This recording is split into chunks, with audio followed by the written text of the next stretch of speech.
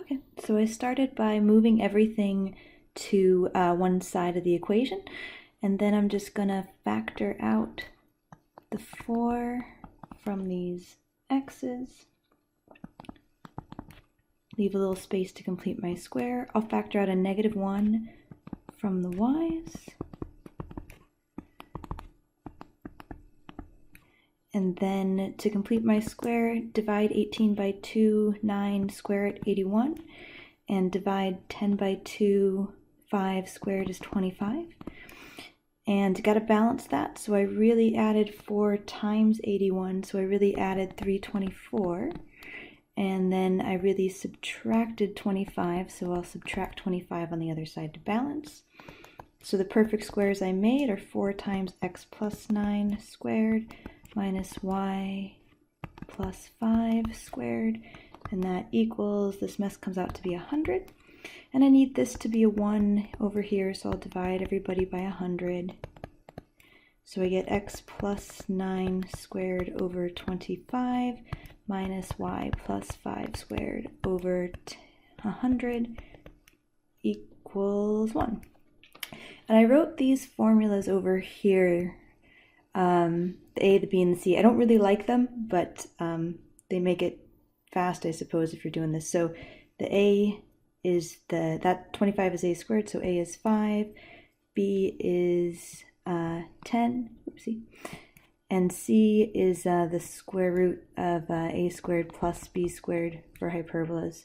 So if you do 25 plus 100, you end up getting 125, so this is the square root of 125 is 5 root 5. The transverse axis is 2a, so that's just 10. The conjugate axis is 2b, so that's 20. The length of the latus rectum happens to be this, 2b squared over a, so if you plug that in, that's 40. And the eccentricity is c over a, so that's 5 root 5 over 5, which is just root 5. But like I said, I did that fast with these formulas, but I don't really like it. I like it from the picture. So if you look at the picture and you're going left 1, 2, 3, 4, 5, 6, 7, 8, 9, and down 1, 2, 3, 4, 5 for your center. And from that center, you went right and left 5. So 1, 2, 3, 4, 5, 1, 2, 3, 1, 2, 3, 4, 5, and up and down 10. 1, 2, 3, 4, 5, 6, 7, 8, 9, 10. And 1, 2, 3, 4, 5, 6, 7, 8, 9, 10. And you draw your little scaffolding box for your hyperbola. And you draw your asymptotes exploding out the side of the box. And because the x is first, it opens right and left this way. And so the length of the conjugate axis and the transverse axis,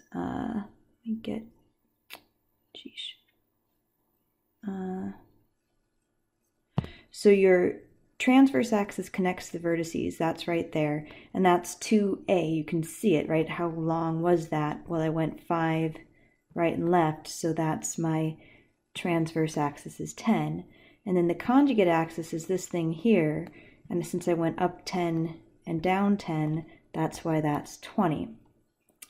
The length of the latus rectum, this takes a little bit more work. It's kind of fun to prove. Maybe I'll do it in another video, but it's the length across the focus. So if you went C out this way, it's this length here, and that ends up being this. You don't come across it too often, 2b squared over a. Maybe I'll do it in another video.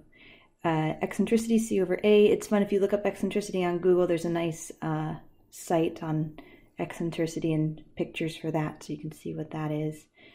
And then what else? Oh, we need the equations of the asymptotes. So your slopes of your asymptotes, I always just think of it as the rise over the run, no a's over b's. So when you made your box, you went up 10 and over 5, so 2. And so remember, one of them had a positive slope and one of them had a negative slope, so plus or minus 2.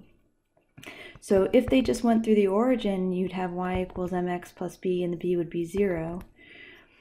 But since it was shifted, you're going to shift your x and y with the same shift that your circle had.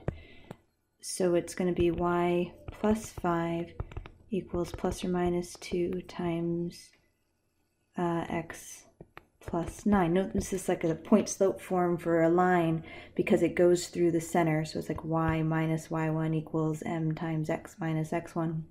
But it's a shifted line with the same shift.